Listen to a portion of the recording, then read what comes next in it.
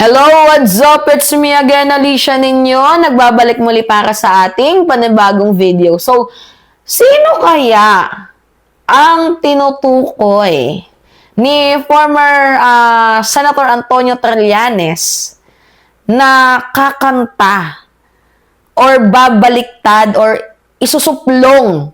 Ito nga pong katarantaduhan basically siguro ni Mike Defensor or ni Gloria Macapagal-Arroyo kung sila man yung tinutukoy na mga leader ng modus na maletflix. Oo. Sino kaya yung leader dyan na ituturo or isusuplo? Naalala ko tuloy mga minamahal itong si Leo Ray, pati itong si Alpotera. Sabi ba naman dati kay FL Lisa, babalik na daw sila sa administrasyon. Magsosorry na daw sila, oo. Ikakanta na nila lahat ng mga plano ng mga Duterte. Mantakin mo, nagsabi ng magsosorry.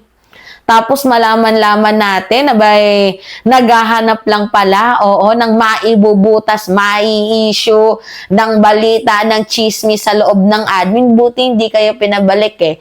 Kahit anong sorry ninyo, wala na hoy, sinira na ninyo ang tiwala ni First Lady Liza Araneta Marcos sa inyo. Lalo ka na, Leo Ray. Oo. Kung totoo na babaliktad ka dyan sa mga Duterte, bakit ka namimigay pa rin ng e-bike? Bakit mo inutusan si Baste na magpadala ng eroplanong karton dyan sa Middle East? Oo, binudol nyo pa yung mga Pilipino.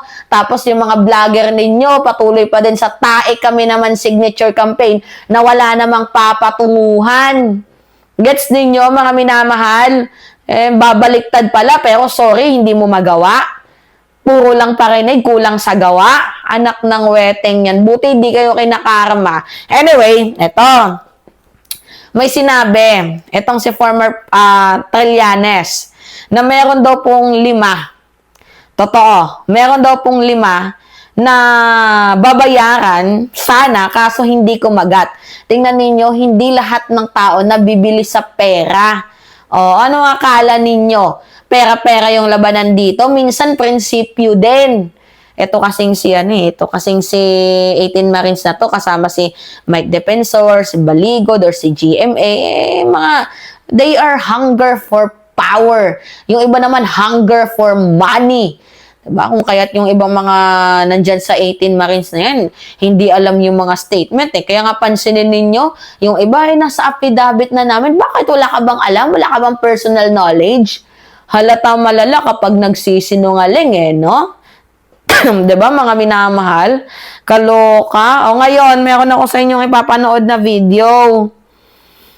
Talaga nga naman, oo. Alright. Kasi alam naman natin no, na nag-file ng cyber libel itong si Trillanes. Oo. Okay, sige. Panoodin natin to. Kaloka. Ayag ng mga umunoy dating sundalo na natiguan sa kanila ng mali-malitang pera para sa kanya para ibigay sa mga tauhan ng International Criminal Court. Ayon kay Trillanes, may 5 umunong retired at active na dating kasama ng mga nasabing sundalo. Nakinig ninyo, merong 5. Slow natin ha. Slow natin. Ang mali-malitang pera para sa kanya para ibigay sa mga tauhan ng International Criminal Court. Ayon kay Trillanes, may 5 umunong retired at active na dating kasama ng mga nasabing sundalo ang inalok ng pera para magbigay ng pahayag pero hindi umano nila ito tinanggap. Natanggap din ni Trillanes. Narinig ninyo, merong 5 na inalokan ng pera pero hindi tinanggap. Ngayon, ang tanong, sino yung nag-alok? Diba? Si Gutesa ba? Si Marcoleta ba? Si Mike Defensor ba? Or si Gloria Macapagal-Arroyo ba? Diba? Sino kaya sa kanila ang nasa pinakataas ng pyramiding scheme na na-frame up na ni former Senator Antonio Trillanes? And yes, I am willing. I am so very, very excited to know this pyramid na I think ilalabas ni Trillanes next week. Oo.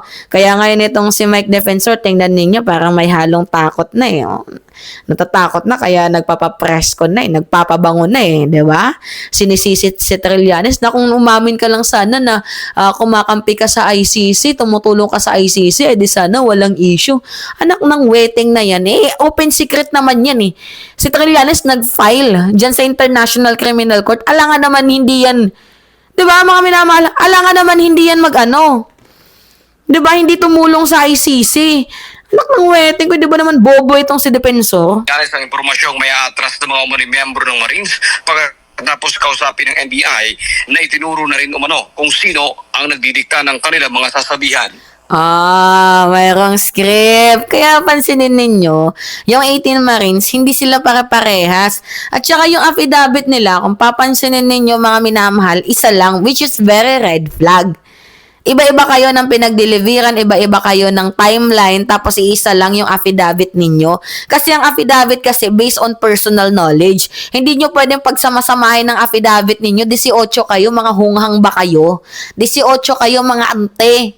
Oo, 18 kayo. Meron kayong kanya-kanyang oras ng pinagdeliveran kung saan kayo pumunta, tapos iisa lang yung joint affidavit ninyo. Sino yung niloloko ninyo? Yung mga pinanganak kahapon? Ngayon, ito ang importante. Within the next few weeks, mabubuo na yung picture. Kasi may mga dati silang kasamahan na naanukan din. Naanukan ng pera para lumabas. At meron na sa kanilang iba na na bumibigay na.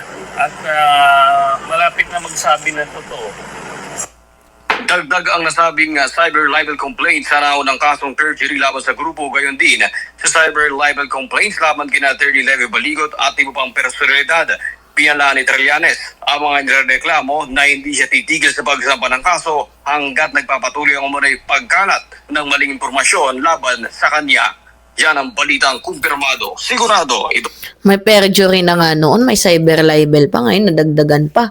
Tapos kasama pa sila Byron Cristobal, hindi na kayo naubos-ubusan ng kaso. Hindi pa kayo naubos-ubusan ng issue. Anak ng wedding yan. Mayaya naman kayo, boy. 'Di ba? Mayaya naman kung minsan. Oo, napaghalataan. Hindi nyo na nga ginalingan, nagpahalata pa kayo. Yun tuloy, nabunot kayo ni Trillanes. Yari ka, Mike Defensor, kung sakaling may kinalaman ka. Sira na nga yung reputation mo, masisira pa lalo. Diba? Alright, mga minamahal.